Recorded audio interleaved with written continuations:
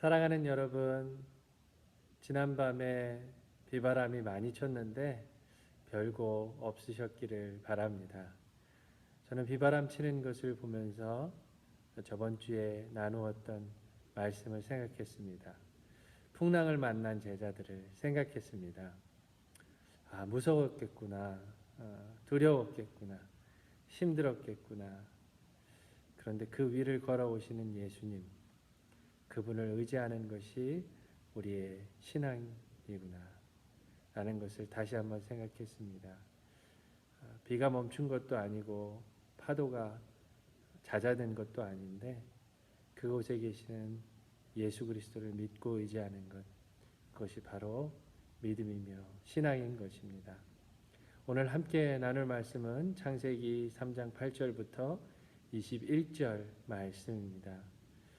사단의 유혹에 넘어가 선악과를 먹은 하나님의 말씀을 거역한 인간에게 가장 먼저 일어난 일은 자신이 벗은 것을 안 것입니다. 전에는 그런데 벗지 않았습니까? 그래서 새롭게 벗은 것을 안 것입니까? 아니에요. 전에도 벗고 있었습니다. 저는 이 벗었다라는 말씀을 묵상해 보게 됩니다. 벗었다는 것은 자기의 치부가 드러나는 일입니다. 약점이 드러난 것입니다. 저는 아담과 하와는 우리와는 좀 다른 인간이라고 항상 생각을 했었습니다.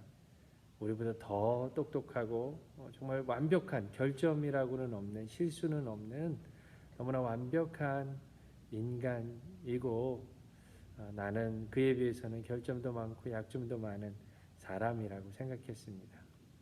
그런데 성경은 분명히 벗었다라고 얘기합니다. 벗었음이 약점과 결점을 이야기하는 것이라면 아마 아담과 하와도 우리와 같은 똑같은 인간이지 않았을까 하는 생각이 들었습니다. 약점도 많고 실수도 많고 우유부단하고 결점도 있는, 허물이 있는 인간이었겠다 하는 생각이 든 것입니다. 그런데 그것보다 더 중요한 것이 있습니다. 그들이 벗었지만 그 벗음이 부끄럽지 않았습니다. 벗었지만 왜 부끄럽지 않았습니까? 그것은 그들이 완벽했기 때문이 아니라 바로 하나님 때문이었습니다. 하나님 앞에서 하나님만 바라보는 인간은 그 약점과 허물에도 당당할 수 있었습니다. 하나님 앞에 부끄러움 없이 살아갈 수 있었던 것입니다. 왜냐하면 나를 지으신 분이, 그들을 지으신 분이 바로 하나님이심을 너무나 잘 알았기 때문입니다. 그런데 하나님과 그들 사이에 죄가 들어오기 시작할 때 제일 먼저 발견하게 된 것은 그들의 부끄러움이었습니다.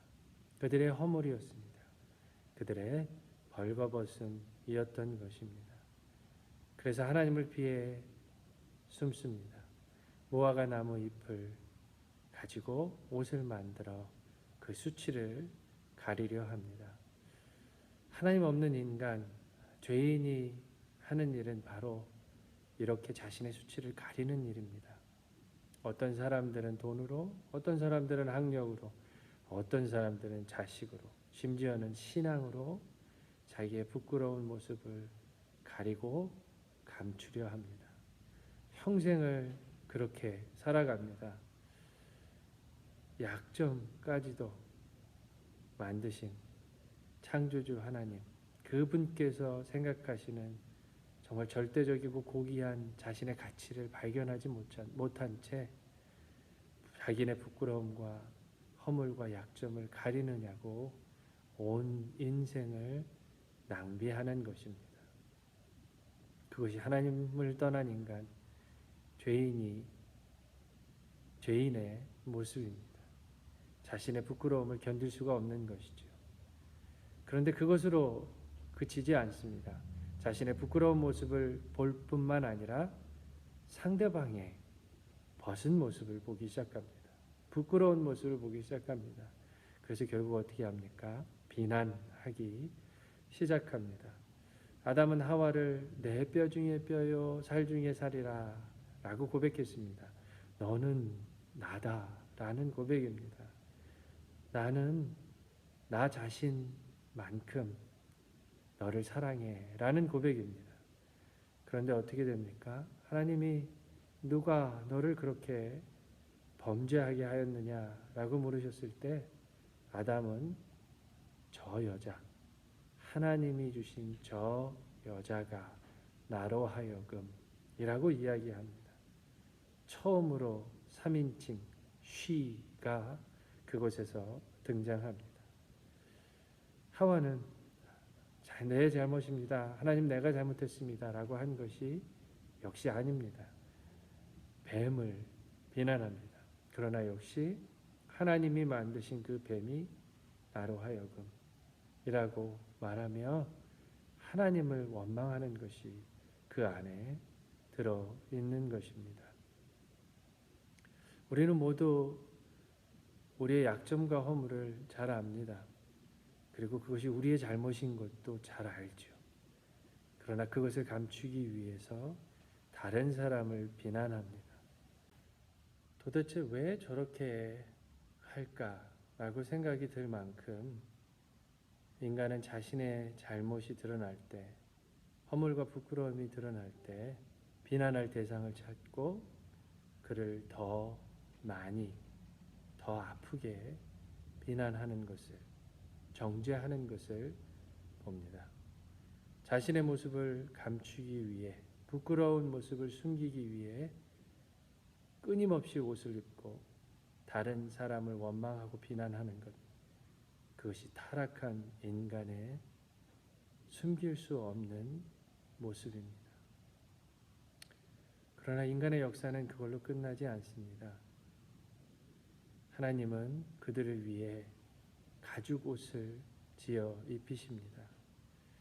가죽 옷을 지어 입히셨다라고 하는 것은 짐승을 희생시켰다 하시는 말씀입니다. 이것은 예수 그리스도의 모습을 우리에게 보여주고 있습니다. 하나님께서는 그 아들 예수 그리스도를 죽이셔서 우리의 죄를 용서하시고 우리의 죄를 가리시고 우리를 하나님의 자녀 삼아 주신 것입니다. 포기하지 않으시는 하나님의 사랑, 부끄러운 모습 그대로 사랑하시는 주님의 은혜가 가죽 옷에서부터 드러나는 것입니다. 무고한 동물을 희생시키는 것처럼 죄 없으신 예수님을 희생시키시고 우리의 수치를 가리시는 하나님 아버지의 긍휼하심인 것입니다. 오늘 순서지에 보시면 나를 덮으신 하나님의 사랑으로 당신의 무엇을 덮겠습니다 라고 적어 놓았습니다. 우리 그렇게 고백했으면 좋겠습니다. 나를 덮으신 하나님의 사랑으로 당신의 약점, 당신이 짜증내는 것, 당신이 화내는 것 내가 덮겠습니다.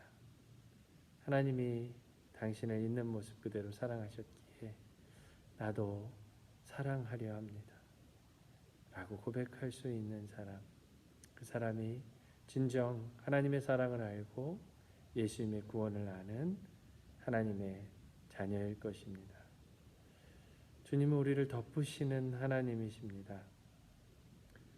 우리는 약점이 없는 모습으로, 연약함 없는 모습으로 주님 앞에 나아가는 것이 아니라 우리의 벗은 모습 그대로 나아갈 때 하나님께서 우리의 벗음을, 약함을, 약점을 가리워 주시며 우리를 있는 모습 그대로 받아주시고 사랑하여 주시는 것입니다.